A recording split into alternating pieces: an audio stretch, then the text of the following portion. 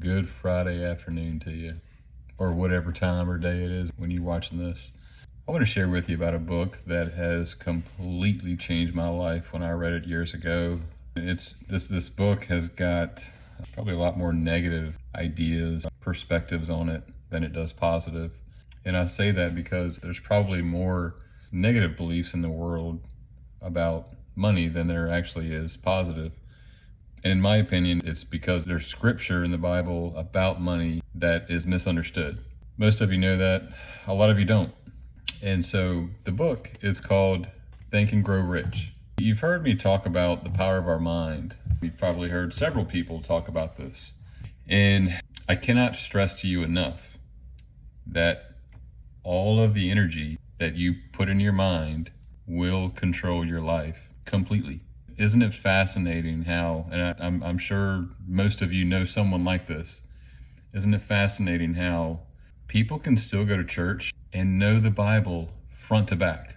They can even serve, they can just love, but inside they're still miserable. I know quite a few people like this. Why is that? You would think that if they're doing everything right, serving, praying, have been disciple, they've been a seasoned Christian basically their whole life, well, why doesn't God just flip a magic switch and make everything great for them? Well, that question had crossed my mind, I guess a little over 10 years ago now, and it didn't make any sense. I've been blessed with a gift of being able to recognize patterns, and I see them in people, I see them in myself, and if something doesn't make sense, I have to figure out why. And this was one of the big questions. But the answer that I found was, it's all in our mind. We have the power to control every single thought. And when we do that, when we discipline ourselves to control every single thought, that is what is going to come out. Well, it's the same thing when it comes to your finances. All right.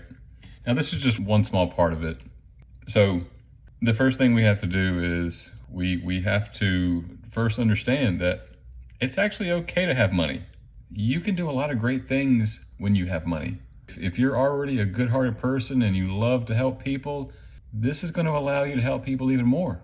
But when our perspective on money is clouded, we don't really understand, what the scripture actually means, well, our thoughts around that are going to be completely wrong. All right.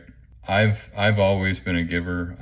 My perspective on generosity and philanthropy has always been this way. And so that's really the main reason why I want to be wealthy, because I love to give.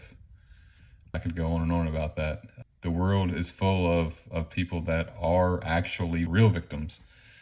And there's scripture about helping these people. And so it's something that's really important to me. That's why I'm on a pursuit of building a company. By the time it's all said and done, I'll probably have built several companies is my goal. But I just want to encourage you to, number one, having money is actually okay. All right. There's nothing wrong with that. It's the love of money that's the problem. And number two, you're worth it. All right. What one man can do, so can another. And that's you. The guy out there with the mansion on the river, he's no better than you are. He just thinks a little bit differently. That's all. He's made the same mistakes, probably more. He has just learned that to train his thought and to see the world differently. That's the only difference. There's no difference in anybody else that you see out here that you consider to be wealthy than you are. It's just how they think of themselves. So I hope this encourages you. This book, along with another book that's called The Secret, I highly recommend. And this is just a small part of it. There's this whole other thing that happens, which is you can actually attract wealth. You can attract different things to your life that you're not actually ready for yet. I've done that a few times. But nonetheless, I just want to encourage everyone to believe that you're worth it. We'll get much more into that on some separate videos, but understanding that it's okay. You are worth creating big goals. If you don't have these big goals, it's very likely that you grew up in a very negative environment. And you can be the person that breaks those chains, that breaks those negative beliefs about how the world works and what you're worth. You have the power to change that.